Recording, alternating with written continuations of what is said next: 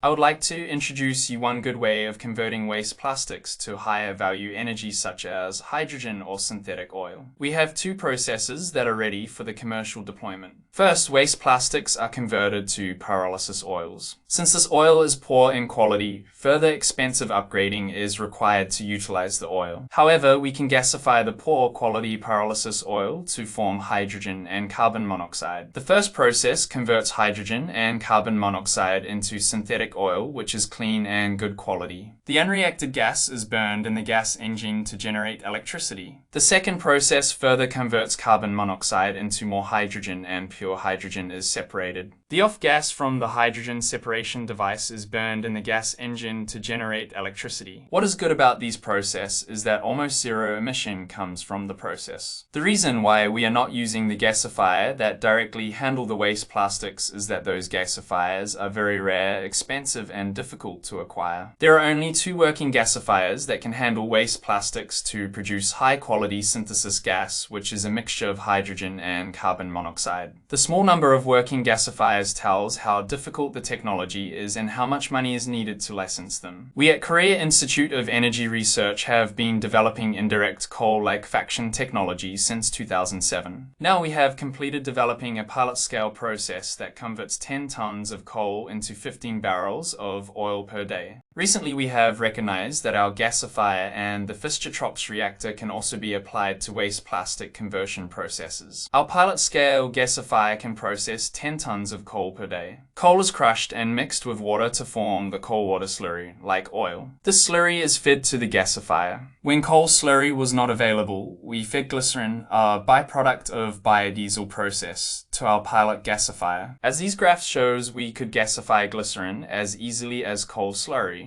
Since the waste plastic pyrolysis oil is similar to glycerin, we assume that we can also gasify pyrolysis oil with our gasifier. We have a smaller scale gasifier that can handle 1 ton of coal per day. We acquired 1 ton of waste plastic pyrolysis oil and then gasify it with our small gasifier. As this table shows, pyrolysis oil was gasified successfully and the gas composition is similar to that of coal gasification. The Fischer-Tropsch reactor combines carbon monoxide and hydrogen into oil. We have our own iron-based catalyst, and both its performance and the reactor efficiency are quite good compared to commercial FD operators such as Sasol and Synfuels China. The reactor is slurry bubble column type, which is easy to operate and cheap to build. Our pilot reactor is very tall with a dimension of 36 centimeters in diameter and 22 meters long. When we need to increase the capacity of the reactor, we only need to increase the diameter. Our Fischer-Tropsch process has other advantages such as less stringent syngas conditioning and easy control of product oil portfolio. All of these advantages lead to the savings in capex investments. Our partner institution, Korea Institute of Machinery and Materials, has the gas engine technology that burns low calorific value gases. KIM's engine was used to burn the off gas from our Fischer-Tropsch reactor, and the exhaust gas from the engine contains 0 carbon monoxide and less than 10 ppm of nitrogen oxides. This engine can also work with the off gas from the hydrogen separation device. Low emission from the gas engine guarantees the environmentally friendliness of our process. Based on pyrolysis oil gasification results, a pre-feasibility study was carried out on a plant that handles hundreds of tons of waste plastics per day. We completed the basic engineering of the whole plant, and P and AD of each section was obtained. From the basic engineering design,